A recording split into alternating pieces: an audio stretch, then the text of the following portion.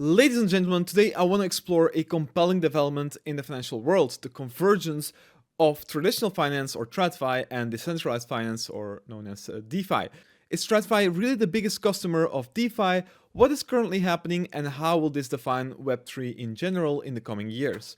Before we dive into it, please don't forget to subscribe, that would help a lot. Recently, in the inaugural Ondo Summit in New York City, industry leaders came together to discuss exactly this transformation. This event brought together visionaries like Chainlink's Sergey Nazarov, Ripple's CTO David Schwartz, and Uniswap Labs COO Mary Catherine Lauder, highlighting just how seriously both traditional and decentralized finance are taking this convergence.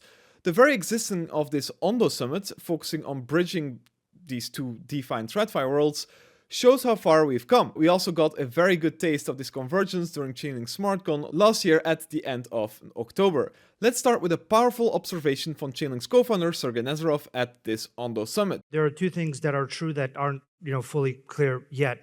The first thing is that the TradFi community and the DeFi community are each other's biggest customers. And the simple reason for that is that the TradFi community has a lot of the capital that is yet to flow into the industry.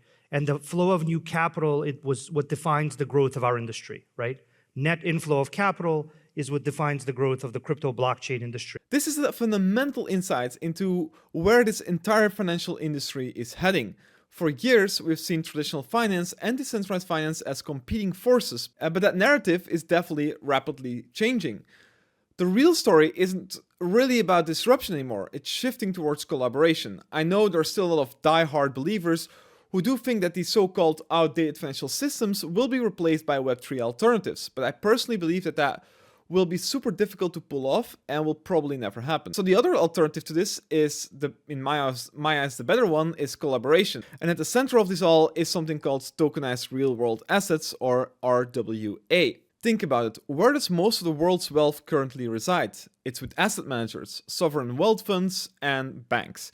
These institutions have been watching the blockchain space from the sidelines, but now they're starting to see something truly compelling: the ability to bring real-world assets onto the blockchain through tokenization. What's particularly exciting is the scale of this potential transformation. Currently, the RWA on-chain market sits at around $17 billion with almost 84,000 asset holders, a modest figure in the grand scheme of things. This means that approximately 0.01% of all the world's value is tokenized. This is a 1.64 quadrillion opportunity. Some industry experts are even predicting something remarkable. Within the next few years, the value of tokenized real-world assets could actually surpass the value or the total value of cryptocurrencies themselves. We're already seeing major financial institutions like DTCC, Fidelity International, and Sygnum stepping into this space. They're using blockchain infrastructure to deliver key data for tokenized funds and other financial products. This institutional adoption is crucial because it's helping to reformat the public understanding of blockchain technology. But what makes RWA so appealing? They offer a way to diversify blockchain investments into lower risk assets like US Treasuries. More importantly, they're opening up entirely new possibilities. Imagine being able to get yield from traditional non-yield bearing assets, your home equity or your gold holdings. They're fundamental innovations that could benefit people in tangible ways. The technology enabling all of this is becoming more sophisticated by the day, and smart contracts are replacing traditional counterparty relationships, reducing risks and delay that come from human intervention. However, it's important to acknowledge that challenges remain. The road to full adoption isn't straight or simple. We need to carefully navigate legal considerations, definitely establish identity standards, and of course ensure data privacy. The financial services industry needs to build infrastructure that can support broader tokenization while also maintaining security and compliance when it comes to, well, regulatory compliance. But here's what makes this moment so super exciting. We're watching the emergence of what some are calling the Internet of Contracts and the Internet of Value. It's super interesting to think about all the cool stuff that are currently happening with this convergence, but think about all the cooler stuff that could be happening in the future. So in closing, what we're witnessing is the beginning of a big financial shift in how DeFi will be seen. We saw a lot of liquidity being taken away by meme coins in the past few weeks. Definitely go check out my last video. But I believe that times of fundamentals and big TradFi players is yet to come.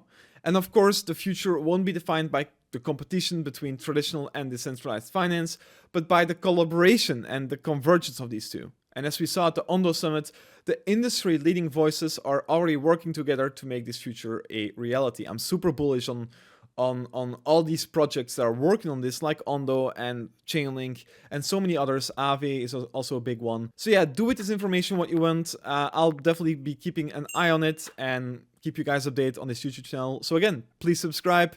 Have a great day, and I'll see you in the next video. Cheers. Bye-bye.